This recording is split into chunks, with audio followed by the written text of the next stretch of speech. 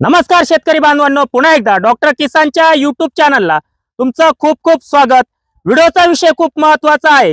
लाल कांद्यामध्ये कांद्याला पीळ पडणं आणि त्यानंतर खताचा पहिला डोस कधी दिला पाहिजे, पीळ पडत असताना आपण त्या ठिकाणी फवारणीचं नियोजन कसं केलं पाहिजे, पहिला खताचा डोस आपण देऊन लवकरात लवकर लाल कांद्याची मान त्या ठिकाणी जाड करत असताना आपल्याला कांद्याचं व्यवस्थितरित्या संगोपन करत असताना फंगीसाइड असेल किंवा बुरशीनाशक, कीटकनाशक आणि खताचा डोस कमीत कमी खर्चामध्ये कसं नियोजन त्या ठिकाणी केलं पाहिजे, त्या संदर्भात आजचा हा व्हिडिओ खूप महत्त्वाचा आहे। आपण जर या ठिकाणी बघितलं, ही जी समस्या आहे, ही जी समस्या तुम्हाला दिसते, या समस्येमुळे बरेचसे शेतकरी त्या ठिकाणी त्रासलेले आहेत।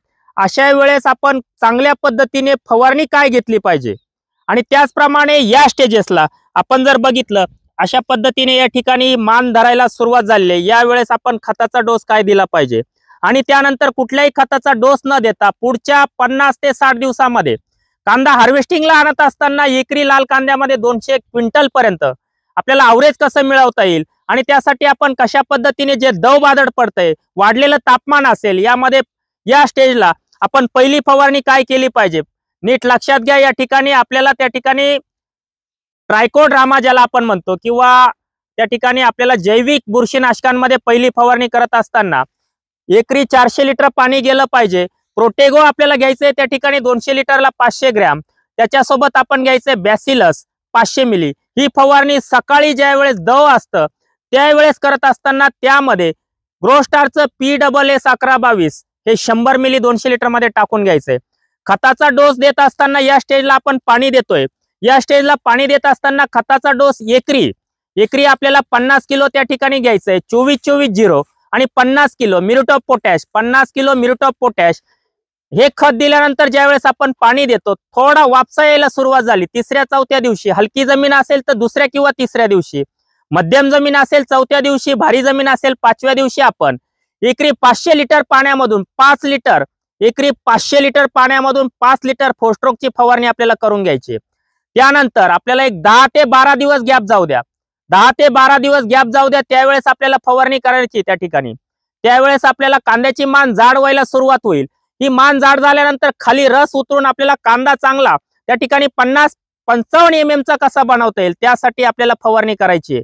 ज्यावेळेस 60, 65, 70 दिवसाचा कांदा होईल, पुढच्या 25-30 दिवसामध्ये हार्वेस्टिंगला आपल्याला आणायचं आहे, अशा वेळेस आपल्याला फवारणी करायची। एकरी 400 ते 500 लिटर पाणी, एकरी 400 ते 500 लिटर पाणी आणि त्यामध्ये घ्यायचं एकरी 400-500 लिटर पाण्यामधून 1 लिटर प्लॅटिनम, त्या प्लॅटिनम सोबत तुम्हाला घ्यायचंय ICLचं 11-36-24 जी स्टार्टर ग्रेड आहे, 1 किलो पर्यंत तुम्हाला घ्यायची आहे। आणि साप नावाचं जे बुरशीनाशक आहे ज्याच्यामध्ये 22 आणि M45 आहे, हे बुरशीनाशक आपल्याला घ्यायचंय 600 ते 800 ग्रॅम। त्याच्यामध्ये आपल्याला घ्यायचंय कराटे हे कीटकनाशक, नीट लक्षात घ्या। कॉम्बिनेशन 60-65 दिवसाला आपण खताचा डोस दिला, एकरी 50 kilo 24-24-0, 50 kilo MOP muriate of potash, त्यानंतर पाणी दिलं, पाण्यानंतर तिसऱ्या चौथ्या दिवशी आपण फवारणी करतोय एकरी 500 लिटर पाण्यामधून फोस्ट्रोकची। अगोदर आपण फवारणी करून घेतली प्रोटेगो आणि बॅसिलसची, त्याच्या अगोदर तुमच्या फवारण्या असतील त्या ठिकाणी चांगल्या पद्धतीने कीटकनाशक असेल, रोगार 22 असेल, रॉकेट असेल, वेगवेगळ्या फवारण्या आपण करतो। मान धरायला सुरुवात झाली त्यावेळेस पाणी खताचा डोस दिल्यानंतर फोस्ट्रोकची फवारणी गच्च करून घेतली। कांदा वाढायला कदाचित त्या ठिकाणी पात वाढायला सुरुवात करेल, जर पात जास्त वाढत असेल त्यावेळेस दव बादड पडत असेल त्यावेळेस एक एक्स्ट्रा फवारणी त्या ठिकाणी करायची आहे।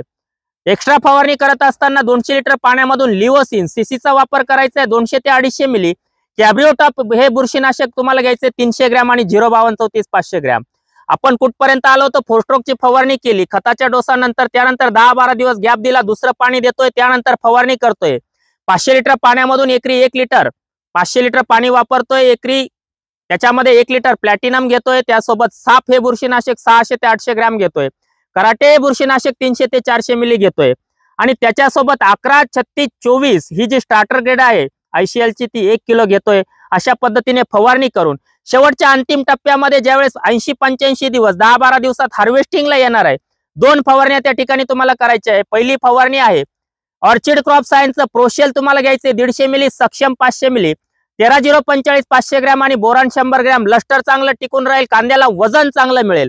ज्या ठिकाणी तुम्हाला 8 टन कांदा मिळेल त्या ठिकाणी 10 टन कांदा, 2 टनात एका फवारणीमध्ये 2 टनाची वाढ त्या ठिकाणी तुम्हाला मिळेल। लाल कांद्यामध्ये काम करत असताना या वर्षीचं वातावरण, वाढलेली ह्युमिनिटी, वाढलेलं तापमान, सकाळी पडणारा दव बादळ, असणारा कमी पाऊस, यामधून आपल्याला जो काही कांदा आपल्याला लवकरात लवकर तयार करायचा आहे आणि त्याच्यासाठी टनेज मिळवत असताना कमीत कमी फवारण्या, पिळा रोगाचा प्रादुर्भाव, याच्यामधून आपल्याला कसं बाहेर येता येईल, त्यासाठी आजचा हा व्हिडिओ तुम्ही शेवटपर्यंत बघितला. चॅनलला प्रथम आला असाल, चॅनल सबस्क्राईब करून व्हिडिओला लाईक आणि शेअर करायला विसरू नका. नमस्कार.